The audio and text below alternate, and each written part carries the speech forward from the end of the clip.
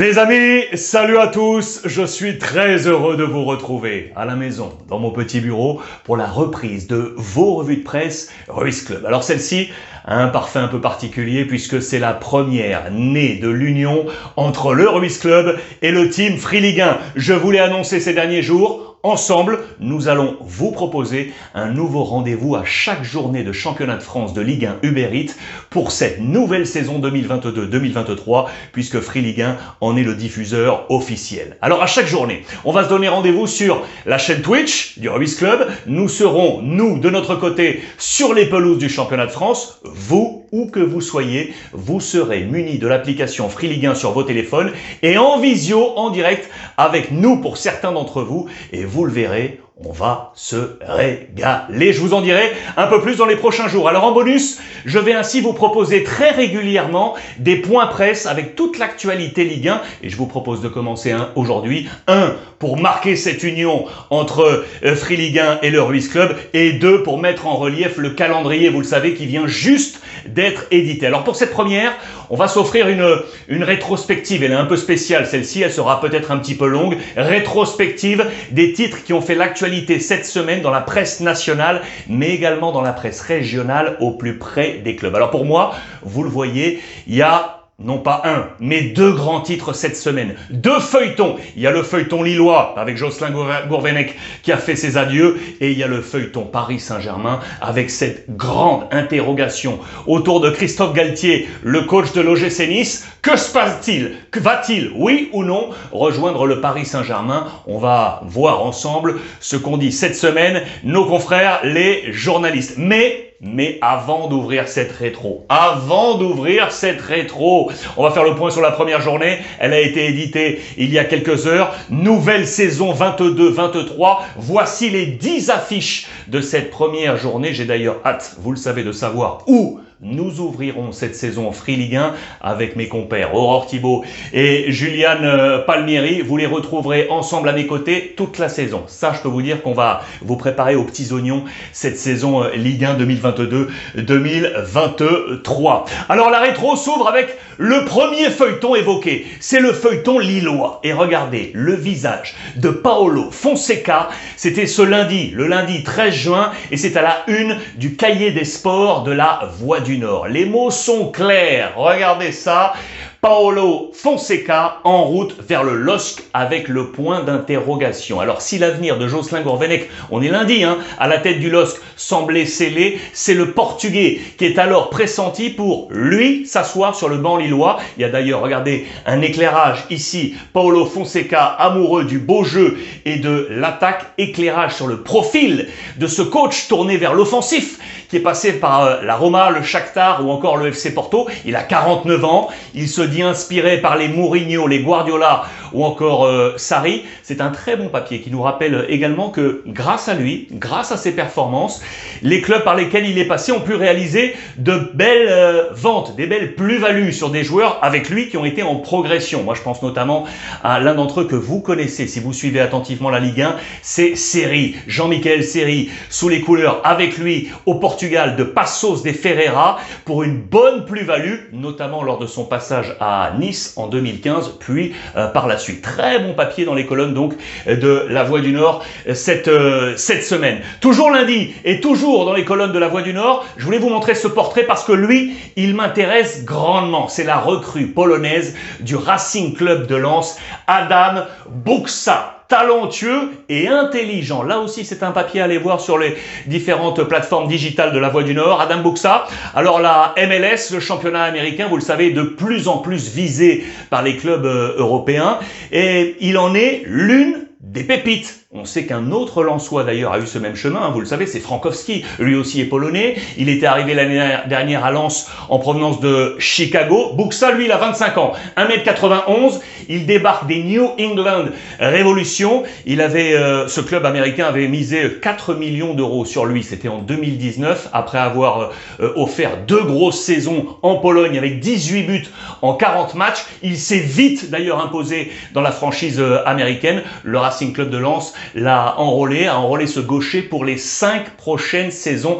On attend de voir à l'œuvre celui que son compatriote, regardez ici sur la photo, monsieur Robert Lewandowski considère déjà comme son possible successeur. On a hâte de le voir à l'œuvre, très certainement dès la première journée pour le Racing Club de Lens. Éclairage sur cette nouvelle recrue. Lundi encore, dans les colonnes de l'équipe, on évoque les pourparlers entre le Stade Rennais, regardez, et son coach, Bruno Genesio. Prolongation en main avec la photo du coach rennais. Il lui reste 1 an de contrat et c'est, vous le savez, hein, celui qui avait été élu meilleur coach de Ligue 1 de la saison passée. Il pourrait s'engager pour les 2 prochaines, voire les 3 prochaines saisons, 3 ans supplémentaires. C'est un deal qui est en train de s'établir. On se souvient qu'il était 4e de la Ligue 1 la saison passée, qualifié pour la Ligue Europa. Rennes veut compter également sur son attractivité, sa relation avec les joueurs.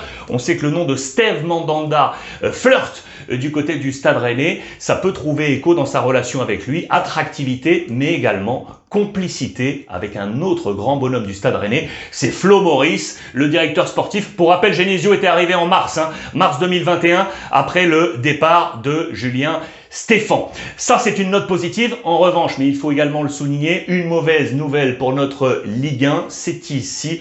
Pour chaud, c'est la voie Real. Le jeu de mots est ici pour la Real Sociedad. C'est le départ de l'un de nos jeunes talents, attaquant international espoir, Mohamed Ali Cho. Il a 18 ans et il quitte donc le SCO d'Angers pour la Liga et la Real Sociedad. Dans les revues de presse spéciales Liga, je vous en parlerai parce que pour moi, c'est un très bon coup. C'est dommage pour la Ligue 1 de voir ce talent partir. Mardi, on tourne la page. On quitte le lundi, direction mardi 14 juin avec les pages de Corse Matin avec l'un des promus, c'est Ajaccio, vous le savez, qui a présenté sa première recrue. Et lui, on le connaît, c'est pas un jeune, c'est un briscard, c'est un lascar. Mais ça fait du bien de voir ces trentenaires. C'est Thomas Mangani qui est la première recrue de l'ACA. Il est ici entouré, vous le voyez, d'Olivier Pantaloni et de Johan Cavalli. C'est un contrat de 2 ans pour le milieu défensif ultra expérimenté. 300 matchs de Ligue 1. Il était libre en plus. C'est un très bon coup après 7 saisons passées du côté du SCO d'Angers. 35 ans. Mangani qui est notamment séduit par un retour aux sources. Souvenez-vous et regardez cette photo. 2007-2008. C'est lui là, déjà avec le maillot de l'ACA. C'est à l'ACA qu'il avait disputé sa première saison pleine chez les pros. Voilà pour cette première recrue de l'ACA. On était sur le premier feuilleton tout à l'heure avec Lille. Voici le deuxième gros feuilleton que je vous ai annoncé en titre mercredi 15 juin. Regardez la une de ce très bon papier du côté de Nice Matin avec cette question que j'ai reprise. On fait quoi? Et l'attitude de Christophe Galtier, l'entraîneur de l'OGC Nice, c'est le gros titre à la une de Nice Matin.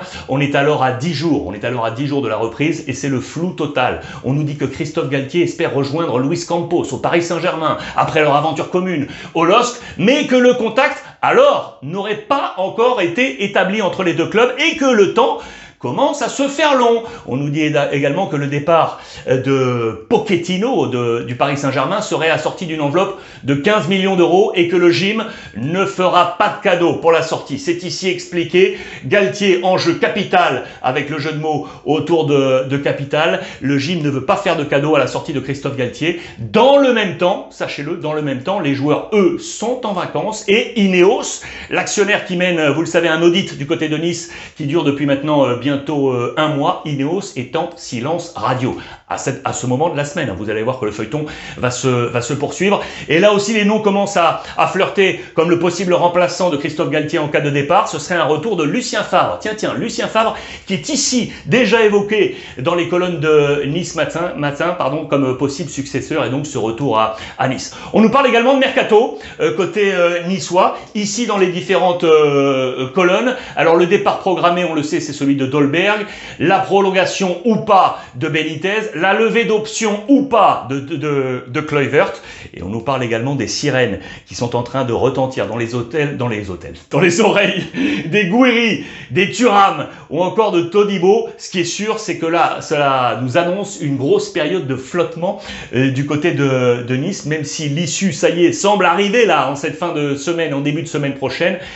c'est un peu tardif tout ça, on va voir ce qui va se passer. D'ailleurs, ce thème, Christophe Galtier, vous pouvez vous en douter, regardez, est également retrouvé dans les colonnes du Parisien aujourd'hui en France, avec un axe sur Pochettino et ce divorce qui semble irrévocable. Vous le voyez, la sentence est irrévocable. C'est le titre choisi par nos confrères du Parisien. C'est une décision scellée depuis longtemps, selon nos confrères, et qui aurait été prise par Nasser El Khelaifi, le président du Paris Saint-Germain lui-même, et validée alors par Leonardo, qui était alors encore en poste. Un sort entériné, on nous l'assure, depuis l'élimination en Ligue des Champions face au Real Madrid. C'était le 9 mars en 8e de finale. On évoque là une enveloppe de départ qui correspond à celle avancée par Nice Matin, entre 15 et 20 millions d'euros pour lui et son staff qui était arrivé, je vous le rappelle, le 3 janvier 2021. À droite, le mercato de l'Olympique de Marseille. Ça, c'est le visage qui a fait vraiment la une de toute l'actualité marseillaise cette semaine.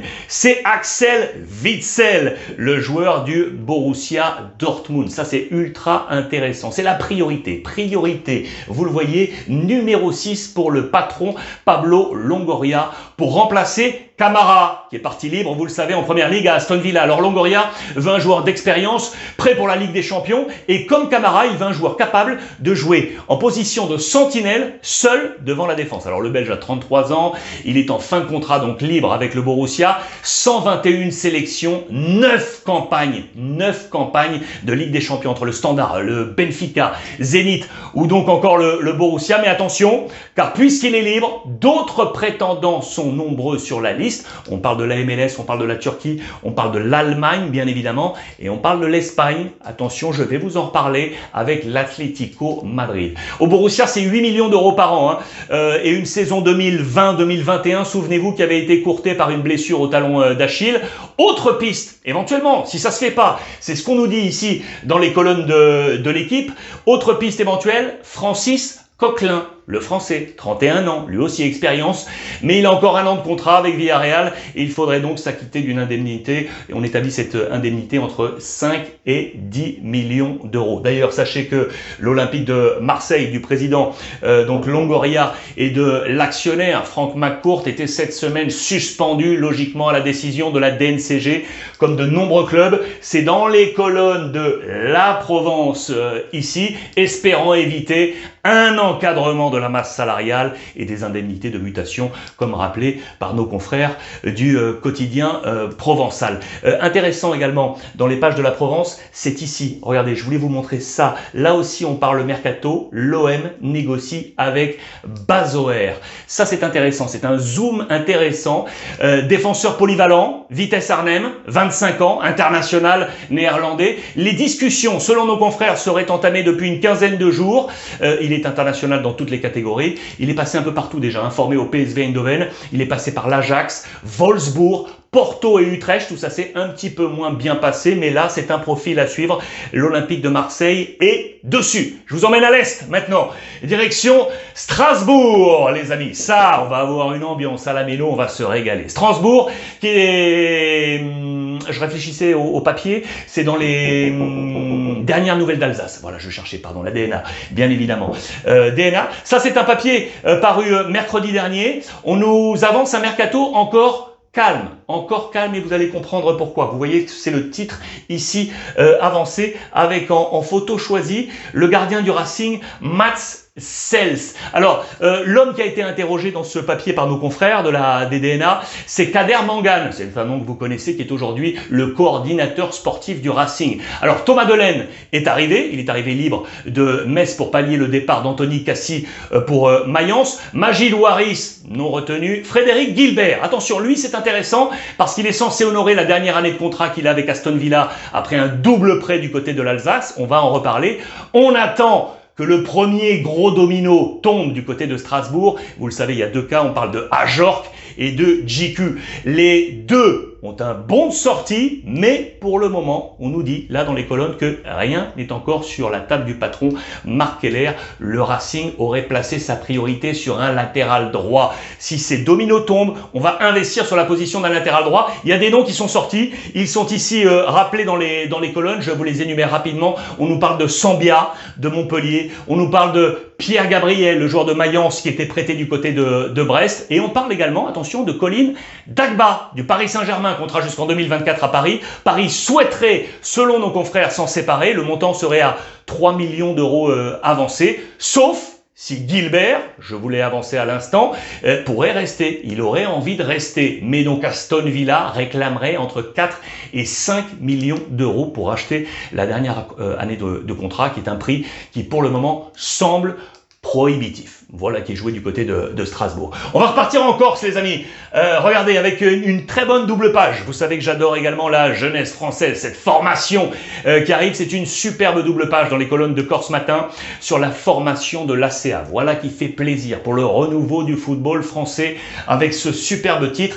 Tous les voyants sont au vert. Johan Cavalli, le coordinateur sportif, il est ici, regardez-le. À ses côtés, Cyril Vanucci, le responsable du recrutement au centre de formation. Ce sont les hommes de base de ce très bon travail. On a bien entendu mis en avant ces derniers temps les pros avec la montée en Ligue 1, mais il est nécessaire de souligner également les résultats de ce projet formation. C'est un projet qui a été monté il y a 2 ans par Johan Cavalli et Patrick Leonetti, qui est ici, Patrick Leonetti, qui a passé 11 ans sur le banc de la Nationale 3. Maintenant, il va se concentrer à son rôle de directeur du centre de formation. Vraiment, un grand bravo à l'ACA, très sincèrement. Bravo, bravo, bravo. Ça, j'adore ce type de double page à retrouver dans la presse régionale. Voilà qui sera un éclairage très fréquent sur l'application Free Ligue 1 et sur l'ensemble des réseaux sociaux du Ruiz Club. Ça, j'adore cette histoire. Là aussi, c'est la presse régionale. Regardez,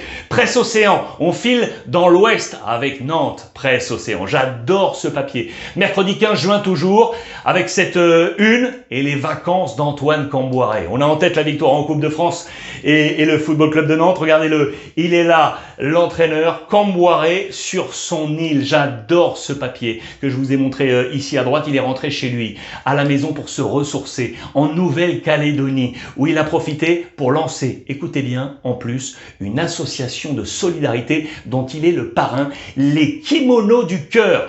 Ça faisait 8 ans qu'il n'était pas revenu chez lui. Il est venu épauler ainsi son ami Laurent Kaleja ou Calleja, comme vous voulez, judoka calédonien, médaillé de bronze. On s'en souvient, c'était au championnat d'Europe. C'est l'actuel manager sportif de Teddy Riner, hein. C'est lui. Il est venu et a décidé de monter cette association pour venir en aide aux enfants défavorisés de Calédonie. Et Antoine Camboiré, son copain, lui a dit: écoute, je viens dans l'aventure, je suis ton parrain. Antoine Camboiré, qui a pu en plus, vous vous en doutez, retrouver sa famille, son père malheureusement qui a quelques petits problèmes de santé, et il a parlé également de sa belle-mère, 90 ans, il le dit très sincèrement, il était temps que je revienne. C'est vraiment un très joli papier qui met en avant et met en relief la personnalité d'Antoine Camboiré, et ça, on adore. On repart sur la suite de nos 2 feuilletons de la semaine, le Lillois et le Paris Saint-Germain avec cette une. C'était jeudi, la une de l'équipe. Très bon montage, regardez, avec Christophe Galtier qui appelle un taxi parisien avec le petit macaron du Paris Saint-Germain, et ce en transit, avec ici papier sur Luis Campos. En transit. Le levier d'action, bien évidemment, c'est Luis Campos. Alors, il faut savoir que le conseiller football du Paris Saint-Germain fera preuve cette année, les amis, d'un don d'ubiquité. C'est le titre qui est choisi, regardez, par nos confrères de l'équipe, puisqu'il sera, en même temps qu'il sera à Paris, également conseiller externe du secteur sportif du club espagnol du Celta Vigo. Alors c'est pas nouveau chez lui, hein, c'est un jeu de double casquette qu'il a déjà eu par le passé dans ses passages à Monaco, à Lille, à Moucron ou encore au Galatasaray. Les deux hommes, vous le savez, se connaissent parfaitement. Regardez, ça c'est les pages intérieures. On les voit ici ensemble. Une relation qui s'était nouée du côté de Lille de 2017 à 2020. Excellente relation, nous en reparlerons d'ailleurs dans les prochaines semaine lors peut-être de nos premiers lives sur site de cette complémentarité dans ce duo. Alors il faut savoir que Luis Campos occupe le poste à Vigo. Regardez, depuis le mois de mars, dans les papiers du quotidien Le Parisien aujourd'hui en France. Mais comme je vous l'ai dit, c'est un poste externe. Il n'est pas inscrit dans l'organigramme, on va dire l'organigramme officiel du club du Celta. C'est donc un poste externe. C'est lui, mais c'est lui qui a placé son homme de confiance à celui qui est inscrit dans l'organigramme. Vous l'aurez compris, c'est Juan Carlos Calero. C'est un ex-scout au poste de coordinateur de l'équipe première. À Paris, il a été nommé le 10 juin et il reste résident monégasque. Vigo, Paris, Monaco. Plus, ces derniers temps, vous le savez, il était missionné par le Real Madrid pour tenter de convaincre Kylian Mbappé. Franchement, il sera intéressant de voir quel est son mode de fonctionnement du côté de Paris. On a hâte de voir ça. Dans cette même double page, regardez ici la photo de Leonardo avec ce titre « Le FC Valence en Espagne rêve de récupérer Leonardo », le prédécesseur donc de Luis Campos, qui est logiquement très courtisé. Je vous en avais parlé d'ailleurs sur les réseaux sociaux. Le FC Valence en Espagne l'aurait inscrit sur ses tablettes. On connaît la connexion entre Leonardo et l'agent Jorge Mendes, qui est en train de nouveau de refaire la pluie et le beau temps du côté de Valence, où le super agent a installé, vous le savez, Gennaro Gattuso. C'était le 9 juin dernier en remplacement de Bordalas en position de coach. Leonardo Gattuso, les deux hommes se connaissent parfaitement, ils ont joué ensemble du côté de Milan, c'était en 1999, durant 2 saisons jusqu'en 2001. Ils se sont retrouvés ensuite, lorsque Leonardo était devenu directeur sportif de Milan et Gennaro Gattuso était devenu le coach. C'était de juillet 2018 à mai 2019. C'est une affaire à suivre, c'est une connexion qui pourrait ainsi se refaire si Leonardo accepte l'aventure FC Valence. Affaire à suivre. Côté mercato, Paris Saint-Germain, je voulais vous montrer ça également. C'est en Italie, c'est le Corriere dello Sport avec, si Lukaku est à la une, c'est pas Lukaku pour le Paris Saint-Germain, hein. C'est ici que ça se passe. Regardez, c'est Scamacca. Scamacca PSG, oui, c'est dans les colonnes du Corriere dello Sport cette semaine. On évoque 40 millions d'euros, plus 10 de bonus pour le club de Sassuolo, 50 contrats et 3,5 millions pour le joueur en salaire. Dans cette transaction est également évoqué l'avenir de Icardi. On va suivre tout ça attentivement, le mercato du Paris Saint-Germain qui dépend logiquement également du nom du nouveau coach, ça c'est certain. Je vous emmène maintenant à l'Olympique de Marseille, toujours cette semaine. Là aussi, on est dans la position mercato, c'est dans les colonnes de la Provence, mais on nous présente les hommes de l'organigramme. À Paris, ça bouge, à Marseille, ça bouge également. Regardez ce nouveau visage qu'il va falloir apprendre à connaître à Marseille. C'est Javier Ribalta. C'est un proche de Pablo Longoria. Il est donc le futur directeur du football. Directeur du football de l'Olympique de Marseille. Les grandes manœuvres, vous le savez, suite à Marseille, avec un état-major qui est en mouvement à la volonté de Pablo Longoria. On se souvient que Pedro Iriondo est arrivé en tant que directeur de la stratégie. David Friot comme directeur technique, plus on a reconstitué, vous le savez, la cellule de recrutement et il y a quelques mois, on avait parlé de Stéphane Tessier qui était arrivé en tant que directeur général adjoint en charge des finances et des investissements. Et voilà donc un nouveau visage, celui de Ribalta. Alors je vous le présente rapidement, ce sont nos confrères de la Provence qui nous rappellent ses principaux faits d'armes. C'est un nom qui avait déjà sifflé à l'OM il y a quelque temps. On était en décembre 2020. Décembre 2020. Pablo Longoria, actuel patron, était alors encore directeur du football. Il avait parlé de différents modèles d'inspiration. Il avait parlé de Fabio Paratici, l'italien. Il avait parlé de Matteo Alemany, l'espagnol, qui est du côté aujourd'hui du Barça. Désormais numéro 1, Longoria avait également évoqué le nom à ce moment-là de Ribalta. Et là, maintenant, il s'est dit, comme je suis en train de tout remanier, je le ramène avec moi, il a seulement 41 ans. Il est déjà passé par le Torino, Milan, la Juventus, où il a côtoyé l'ami Longoria, plus Manchester United, à chaque fois à des postes liés au recrutement. Il fut également directeur sportif du Zénith Saint-Pétersbourg et son dernier poste en date, c'était du côté de Parme en tant que directeur technique. C'est un fou C'est un fou, un inconditionnel de data et de statistiques. Il avait d'ailleurs été surnommé le Monchi, le fameux directeur sportif aujourd'hui à Séville, le Monchi de la Juventus. C'est le quotidien catalan, le Mundo Deportivo, qu'il avait ainsi nommé le père Ribalta. C'est vraiment très intéressant de voir comment l'Olympique de Marseille est en train de reconstituer son organigramme et Longoria en train de fabriquer son premier cercle avant de s'attaquer à un prochain chantier qui sera le chantier du centre de formation. Intéressant donc du côté de l'OM. Alors on est en train de prendre de l'avance du côté de l'Olympique de Marseille. Vous le savez, on revient à notre feuilleton. Regardez du côté de Lille.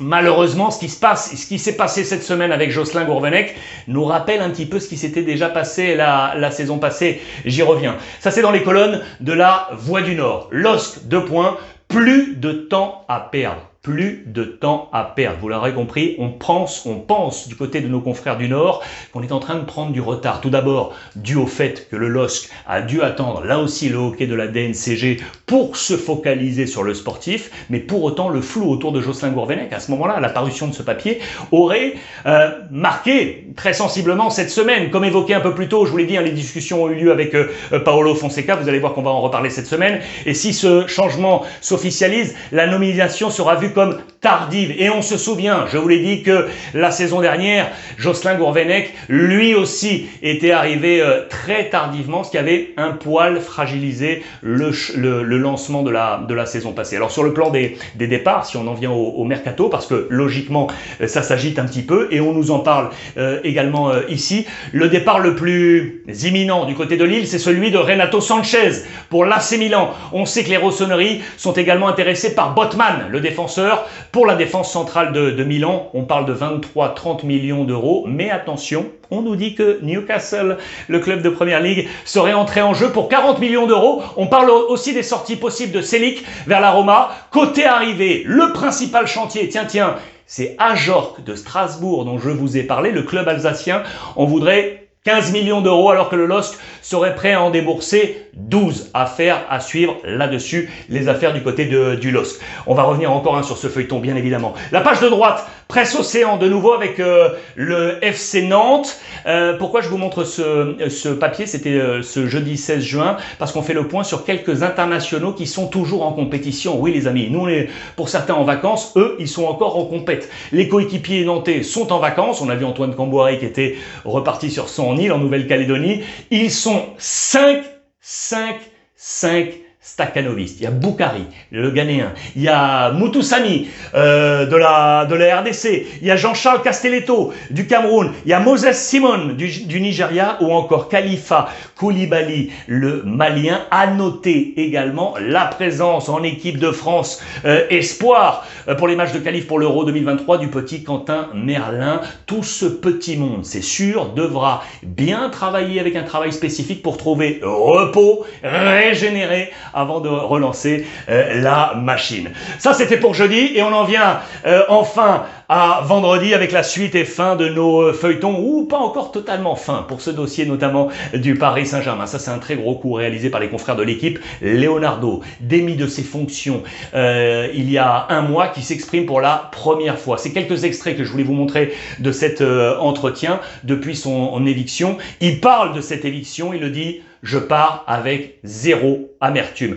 On lui demande de dresser son bilan. Il le dit, même les dirigeants sont moins forts que le club. On le sait, c'est une marotte quand on parle des joueurs qui sont sous l'institution. Eh bien, Leonardo le dit aussi, les dirigeants, eux aussi, sont en dessous de l'institution. Il revient également sur son histoire avec le club.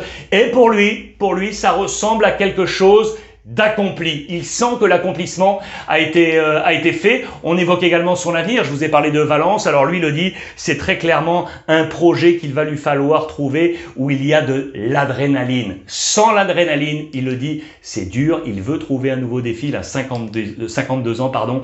Et Leonardo garde bien évidemment une chose en tête. La dernière vague, la dernière note d'accomplissement, c'était d'ailleurs à la une. C'est ici. Mais quand même, on a fait venir Messi. Messi, il le sait, il a été l'un des principaux artisans de la venue de Lionel Messi au Paris Saint-Germain. Et ça, il le garde et il n'a pas oublié de le rappeler dans ce très bon entretien. En marge, regardez En marge, suite donc du feuilleton Galtier, ça y est, enfin ça y est, ça c'est vendredi, hein.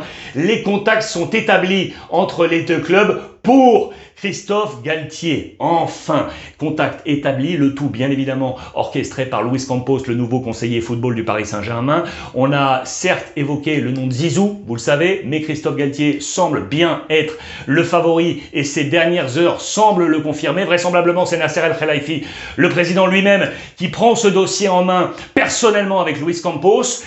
Il est en contrat à Nice jusqu'en 2024. Alors la question est rappelée ici. Quel sera le montant des indemnités pour Nice? 5, 8, 10 millions d'euros. Juste pour rappel, je vous rappelle que Nice avait déboursé 2-3 millions d'euros l'été dernier pour le ramener de Lille. Christophe Galtier serait déjà en train de préparer ses plans de bataille. On parle notamment de sa volonté de travailler de nouveau avec son ancien adjoint à Lille, Joao Sacramento. Rappelez-vous de lui, il est depuis devenu assistant à Tottenham, puis à la Roma de José Mourinho. Ce qui est sûr, c'est qu'on est en train de travailler, ça y est, en coulisses. L'animation est à venir du côté du Paris Saint-Germain, avec logiquement le père Luis Campos qui est en train de travailler sur les tablettes mercato. Il a repris le flambeau de Leonardo, plus le sujet brûlant Galtier. Ce qui est sûr, c'est que le mercato maintenant va, boum, être lancé du côté de Paris. Vous le savez, on attend des gros noms et on a parlé encore de Paul Pogba. C'est dans les colonnes du Parisien aujourd'hui en France. C'est un très bon entretien dans les colonnes. C'était donc ce vendredi avec Rafaela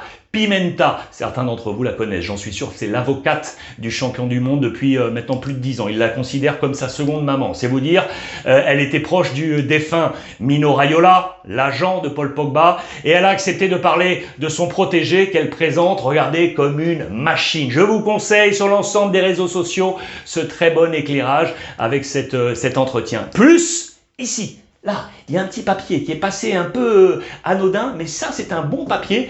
Pourquoi Seko Fofana serait la bonne recrue pour le Paris Saint-Germain? Seko Fofana, le petit Lensois. On avait commenté le Racing Club de Lens à plusieurs reprises sur Twitch la saison passée. On avait vu un Seko Fofana absolument magnifique. Énorme saison. Il pourrait donc bien être sur les tablettes du Paris Saint-Germain. Il est arrivé en 2020 au Racing en provenance de la Serie A l'Udinese.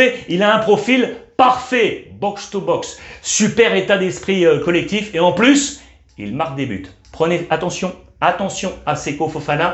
Quel sera l'avenir du Lensois? Peut-être donc sur les tablettes du Paris Saint-Germain. Vendredi sera donc marqué, je vous l'ai dit, par l'épilogue de l'autre feuilleton de la semaine.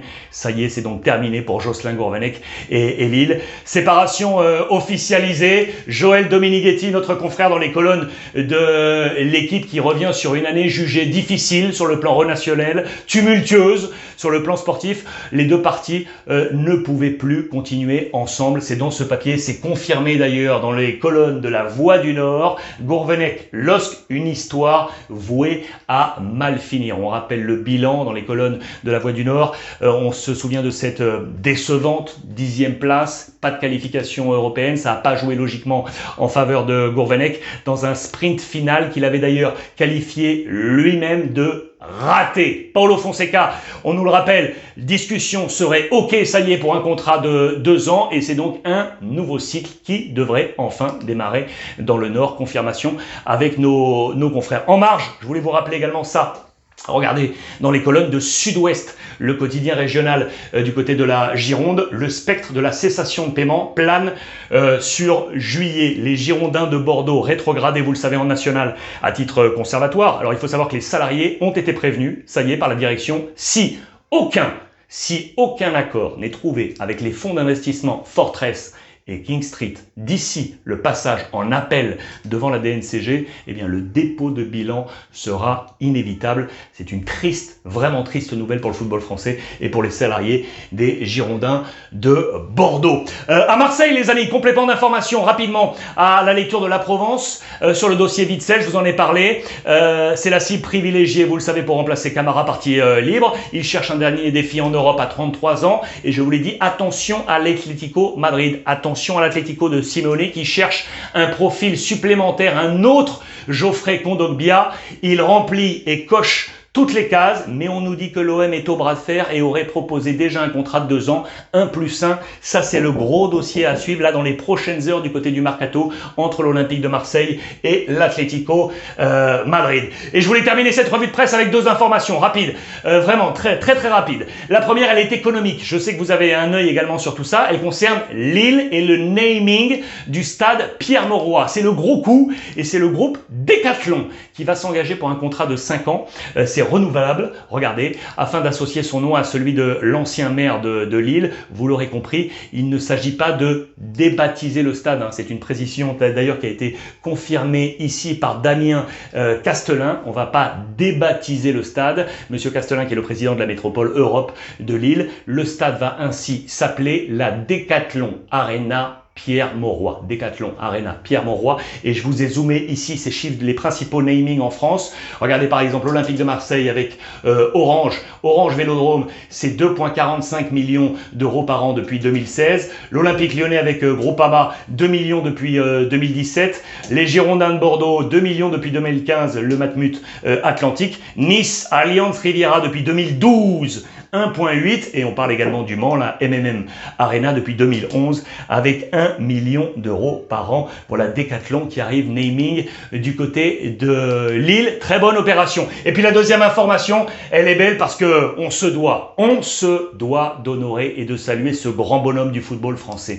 35 années de présidence de monsieur Jean-Michel Aulas à l'Olympique Lyonnais, les amis. 35 ans. Regardez, c'était la une du Progrès avec cette superbe photo qu'on adore. C'était mercredi dernier. J'ai changé un peu la rétro. Je suis remonté dans le temps parce que je voulais terminer par ça.